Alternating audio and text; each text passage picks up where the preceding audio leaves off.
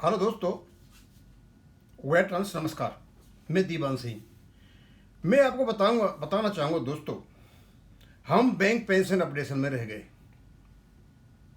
और जो खास खास बातें थी हमसे निकल गई।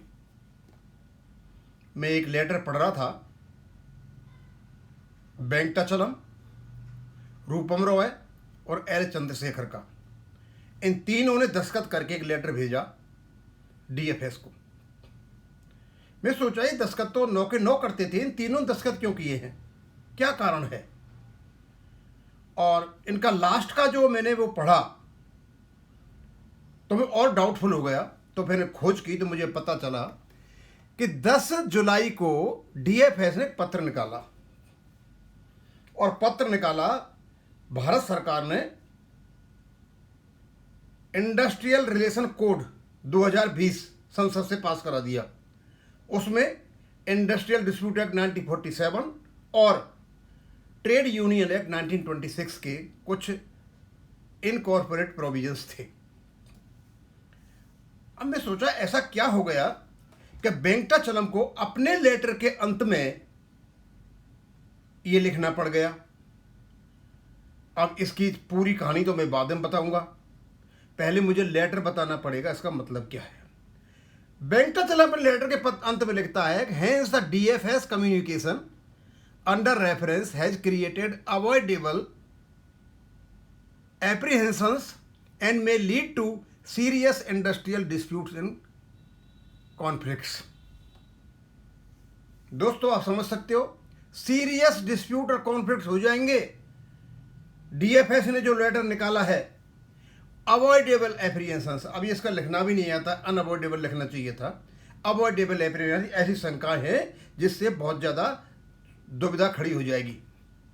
इन view of this we request you to revisit the decision and instruction under reference and issue revise instruction.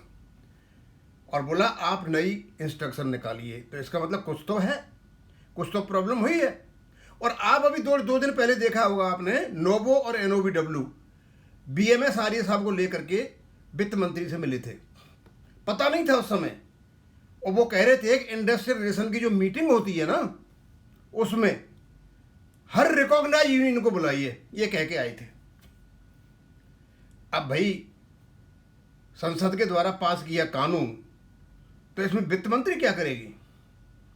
चलेगा तो उसी हिसाब से ना, संसद ने जो कानून पास किया है। लेकिन वो अपना रोना लेकर के गए थे और वो रोने से पता चल गया कि 9 में से 3 ने दस्तखत कर रखे हैं। अब मैं आपको बताता हूं, लेटेस्ट गाइडलाइंस ये हैं कि जो ये यूनियनें बनी हुई हैं और हमारी 12 बैंक और 12 की 12 बैंक को इंडस्ट्रियल एस्टेब्लिशमेंट कहा गया है। तो 12 के 12 बैंक अपने यूनियन के साथ बैठ करके बात करेंगे और जिस यूनियन की कम से कम 51% स्ट्रेंथ होगी उसको ये निगोशिएशन यूनियन कहा गया है।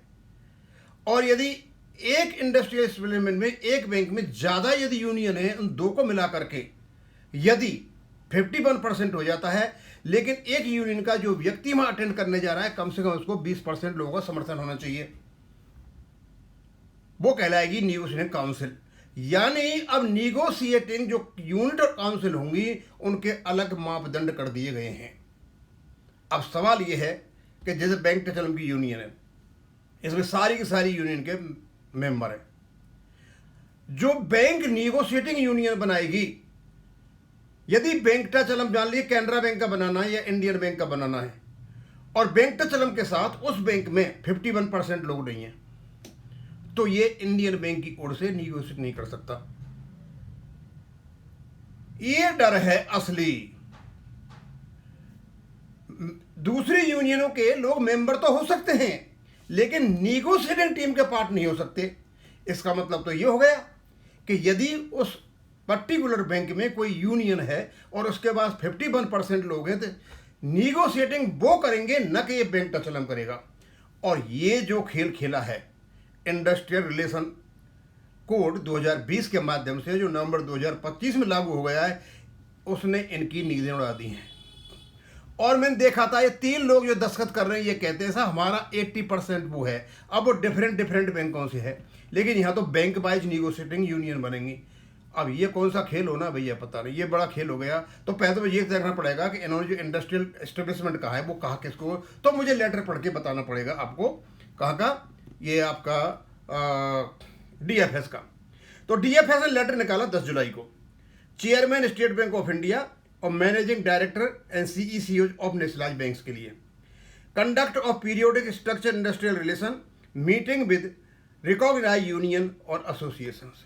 अब ये रिकॉग्नाइज तो सारी ही हैं, सबने ट्रेड यूनियन एक्ट के अंतर्गत रिकॉग्निशन करा रखा है, लेकिन वो चीज़ यहाँ इस लेटर में नहीं लिखी गई है जो चीज़ एक्ट में लिखी गई है। कहते हैं industrial relation constitute a critical pillar for ensuring harmonious employer relations, promoting organisation stability और enhancing employ engagement, facilitating uninterrupted banking services, a structure in continuous dialogue between the management and recognized employee union and other officers, provides an effective institutional mechanism for addressing the concerns. ये इन्होंने वो बनाया। It has been brought to the notice of the department that interaction between the PSB management and the recognized associations and unions are not being held regularly and in a structured manner across. अब कहते हैं हमें पता चला है कि PSB के जो बैंक हैं उनके साथ में जो यूनियन है रिकॉग्नाइज उनका इंटरेक्शन नहीं होता है। इसका मतलब इंडिविजुअल 12 हमारे पब्लिक सेक्टर बैंक के 12 के 12 जो PSB हैं वो अपनी यूनियन से बात करेंगे। स्वाभाविक बात है, इंडियन बैंक वाले अपनी इंडियन बैंक वालों से करेंगे, कैनरा बैंक वाले कैनरा बैंक वालों से करेंगे, वो सबसे करेंगे। लेकिन ये बना करके बैठे हैं ना, कॉन्ग्लोमरेशन खिचड़ी जो बना करके बैठे हैं, अब इनके पास उस बैंक से इतने बड़े लोग नहीं है तो ये वार्ता नहीं कर सकते, यानी बैंक ट्रांसफर बात नहीं कर सकता। अच्छा, अब accordingly all PSB are advise to institutionalise the periodic structure IR meeting. Periodic structure IR industrial relation meeting सीधा सा है, 51% जिस यूनियन के पास होंगे वो होगी निगोशिएटिंग यूनियन। और यदि बैंक में दो यूनियन हैं तो दोनों को मिला करके 51% मिला सकते हो, लेकिन एक यूनियन के पास में कम से कम 20% लोगों का सहयोग होना चाहिए और दूसरी के पास 31 का होना चाहिए। इस प्रकार की शर्तें रखी हैं आपके एक्ट में। अब कहते हैं कौन कौन सी मीटिंग होंगी, इनकी क्वार्टरली कवरेज होगा, एडवांस एनुअल कैलेंडर निकाला जाएगा उसका, और उसके बाद में इनका लेवल ऑफ रिप्रेजेंटेशन होगा और एजेंडा और फॉलोअप होगा, और सारी बातें इनको बता दी जो इनको बतानी थी। अब मैं आपको बात बताना चाहता हूं कि ये सब लेटर निकला। अब क्योंकि इस लेटर को पढ़ा जाएगा आपका इंडस्ट्रियल रिलेशन कोड 2020 के अंतर्गत, अब उस कोड के अंतर्गत इनकी कब्र खोद दी गई है, अच्छी खासी कब्र खोदी है वित्त मंत्रालय ने, DFS ने।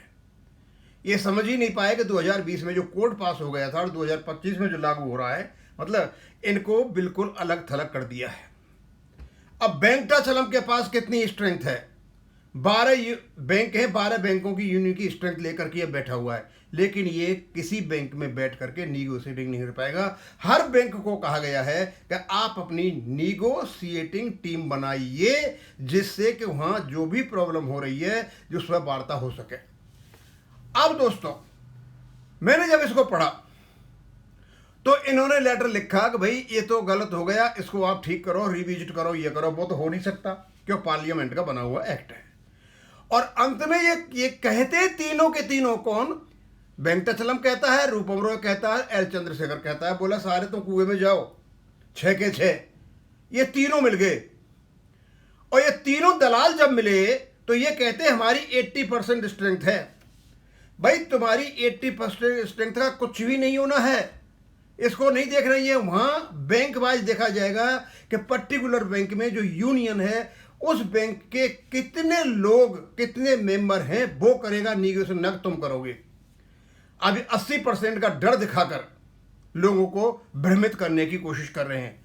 हम तो यही चाहेंगे जितने भी ये वर्किंग यूनियंस हैं और जो अपनी जो बैंकों में यूनियन बना करके बैठे हैं, अपनी यूनियन बनाओ, मजबूत करो और सीधे बात करो अपने मैनेजमेंट से, इन दलालों को निकालो यहां से। यदि आपको अपनी जिंदगी जीनी है, अच्छा मौका मिला हुआ है और ये कुछ नहीं कर सकते। क्योंकि ये इंडस्ट्रियल रिलेशन कोड है 2020 का, जो इन शर्तों को प्रेस्क्राइब करता है। इसका मतलब ये हो गया कि आने वाले दिनों में वेंकटाचलम और ये रूपम रॉय और चंद्रशेखर जैसे ये गद्दार किस्म के लोग ये किनारे लग जाएंगे और केवल ये बैंक वाइज यूनियन जो होंगी अपने अपने मैनेजमेंट से बात करेंगी।